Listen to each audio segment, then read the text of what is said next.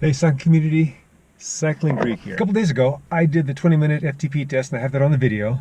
And I am tomorrow going to do a 1-hour FTP test. I'm going to compare the two, and I'll get that on video.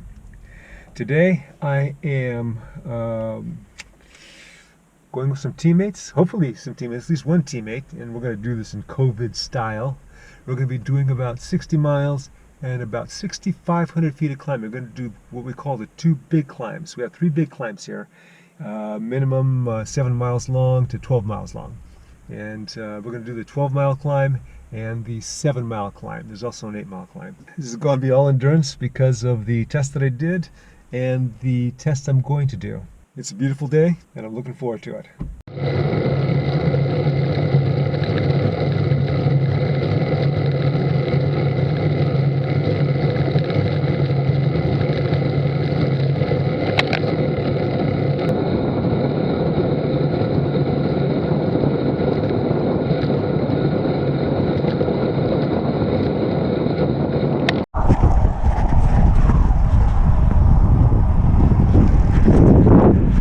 Man, those guys are out of sight.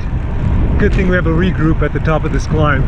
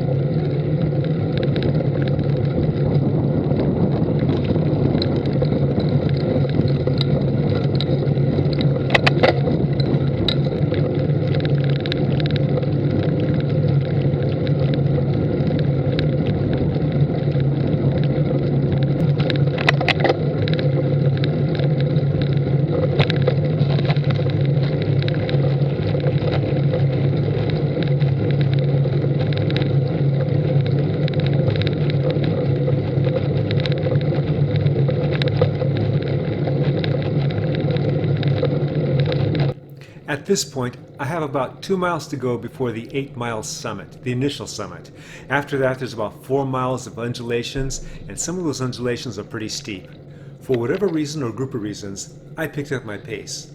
It could have been because I was feeling better, or it could be also because once we get over that initial summit, if I wasn't with those guys, they'd be gone.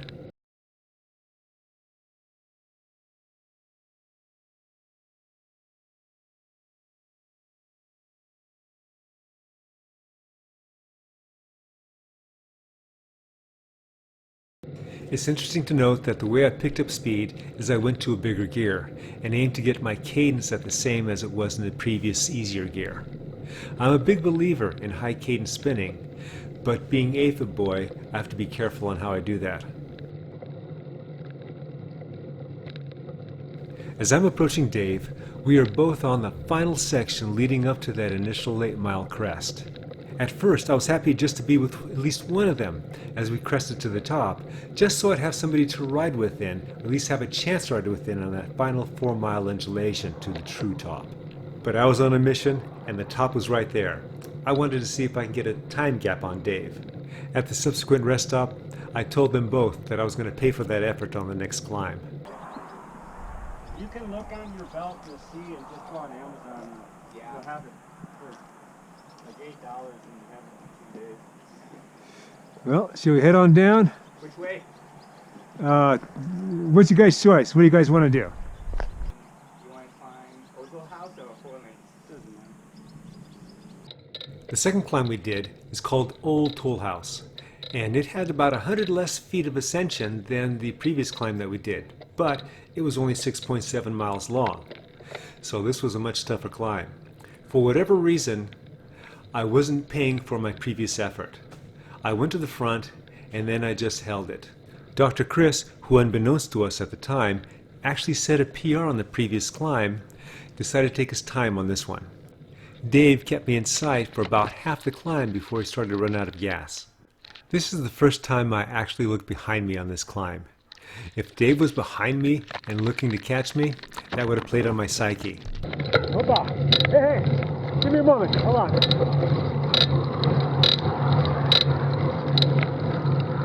Hey. At the top, we were at 4,250 feet.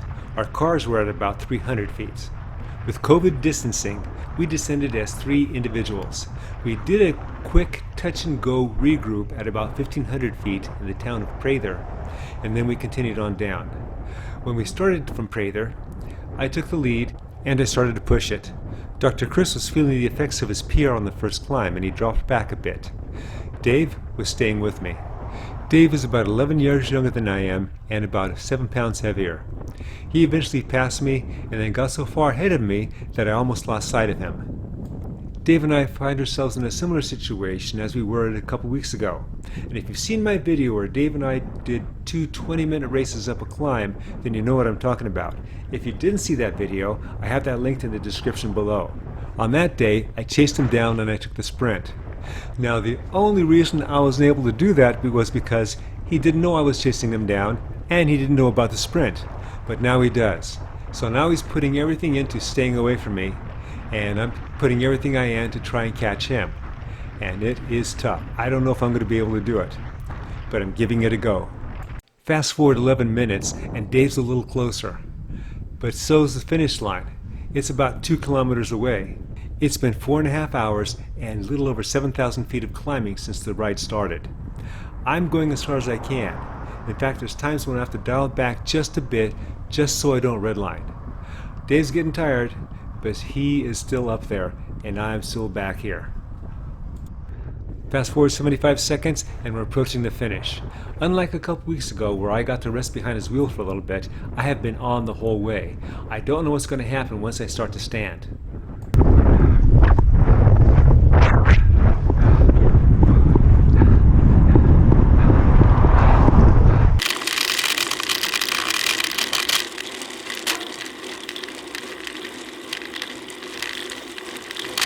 Dave was later telling me that as he came around the curve, there was a bit of a wall of wind that he hit that just sucked the energy out of his legs. I'm sure if this was reversed and Dave was chasing me, he would have caught me a lot sooner, and then this would have been a different kind of sprint. Still, this gave me a bit of confidence that I was lacking for a while. I'll have the Strava for this ride linked below in the description below the video that I was previously talking about.